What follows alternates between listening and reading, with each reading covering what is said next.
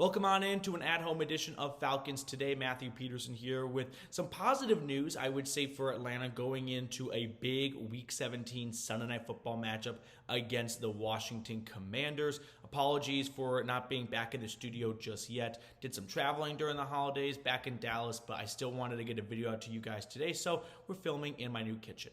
But let's talk about some of the positive news for the Falcons because former Saints cornerback Marshon Lattimore is back at it with the injuries. He has been ruled out for Sunday night. He's got this chronic hamstring injury that's really bothered him for the entirety of this season. And those soft tissue injuries, like we know all too well from Julio Jones, they never really seem to really go away, but they have been extremely bothersome for Marshon Lattimore. So the Commanders are down arguably their top cornerback.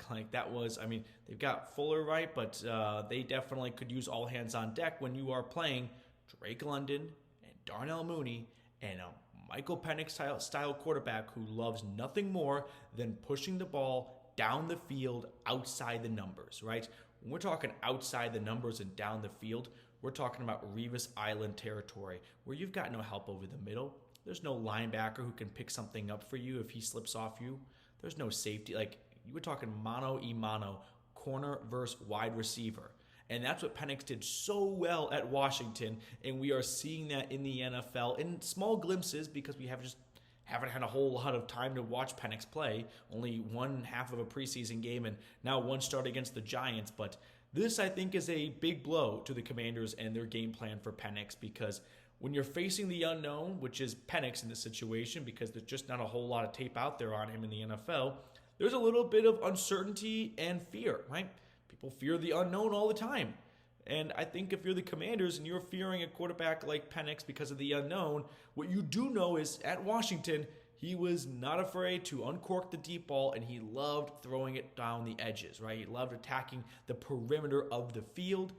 And that's where you'd love to have someone like Marshon Lattimore. So I think this is a big break for the Falcons. Now, in some other Commanders injury news, because it's not all sunshine and roses for Atlanta when it comes to finding an edge or two, defensive lineman Jonathan Allen, who's been out since Week 6 with a torn pec, he is back for Week 17. So lose Lattimore, gain Jonathan Allen. That's definitely something Atlanta's offensive line will have to pick up and deal with because Jonathan Allen is a one-man wrecking crew, but losing Lattimore is definitely not something to gloss over. Yes, the Commanders have had some experience at kind of living without Lattimore since they've hardly really had him since they got him in the trade from New Orleans. But as you get towards the end of the season and, it's put up or shut up time, like this is where the stars need to come out and, shine their brightest. So Commanders could definitely use, or not even just use, but the Falcons could definitely benefit from not having Lattimore out there, especially because he's got some experience with going up with guys like Drake London from their time in the NFC South together. Now, we got some other injury news to get to as well from the Commanders. So, right tackle Andrew Wiley, who came over from the Chiefs in free agency, he is out with the groin injury. Wide receiver De'Ami Brown, along with linebacker Jordan McGee and safety Tyler Owen. So, the two guys that jump out to me the most right there are Wiley and Brown. Atlanta's defense has been playing some really good football lately, but Brown has been one of the more dynamic and explosive playmaking receivers. Terry McLaurin was also battling an injury, but he was removed from the injury report, so he's definitely going to be available for them, but maybe he's not quite at 100%, although it's Week 17, it'll be December 29th.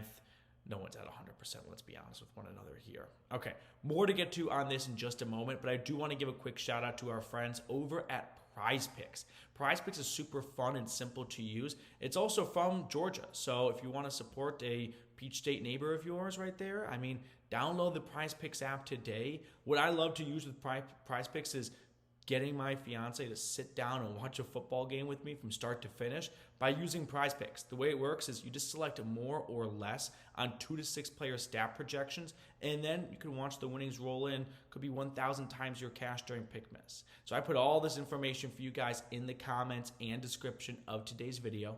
Download the Prize Picks app today and use code CLNS to get $50 instantly after you play your first $5 lineup. All that information down below. download the Prize Picks app today and use code CLNS to get $50 instantly after you play your first $5 lineup. Prize Picks, run your game. Now, we're in the midst of the final game for the Saturday slate. Ultimately, the first two games had no implication whatsoever on Atlanta. They were both AFC games, but the Chargers clinched a playoff spot, so kudos to Harbaugh, year one in LA, and he gets them to the playoffs. So, yeah, that's going to be, I think, a force to be reckoned with for the foreseeable future with Harbaugh and Herbert together in LA. And then what a game that was between the Broncos and the Bengals. Joe Burrow and Cincy stay alive for yet another week. And week 18 is going to be dramatic in the AFC. Meanwhile, in the NFC, the only chance that a team on the outside looking in can get is by winning the division, right? All three wildcard spots are locked up between the Vikings, the Packers, and the Commanders, but there's some jockeying going on for the NFC South and the NFC West, which is, we got the Rams and the Cardinals going at it right now, and I can't see the score, but the Rams were winning last time I saw.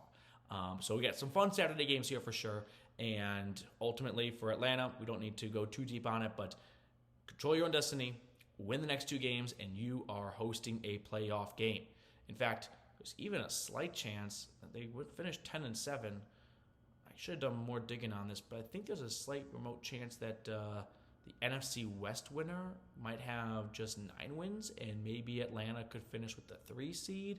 Someone can fact check me on that one, but ultimately the Falcons are likely shaping up for the 5v4 matchup if they win the NFC South, and it's hard to say who they're going to play because I want to say it's going to be the Vikings, the best wildcard team, but they have a chance of surpassing the Lions. I mean, it sounds a little unbelievable, but both teams are almost there record-wise, and they play each other in Week 18. So if Detroit stumbles a little bit, Week 18 could be for the NFC North.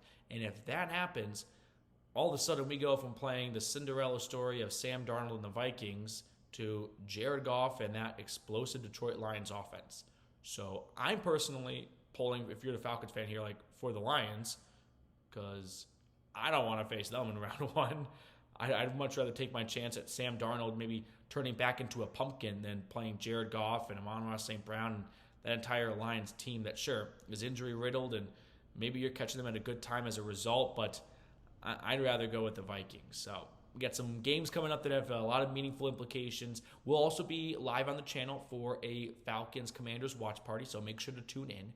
But that's going to do it for us on today's show. If you're a little curious, if you've watched our videos before, what's going on here, moved to a new apartment the last like 2 weeks ago now, and good spot, same building, nice unit. The weird thing is my dog was not here in Dallas when we did the move, and she just came back today, and she is very spooked out about being in a new apartment with all the same furniture from her old place, but it's not the old apartment. So she's been walking around kind of like a black cat, just like really skittish and spooks easily. So hopefully she settles in soon. But that will do it for us on today's show. Thank you guys so much for tuning in, and I'll see everyone tomorrow night.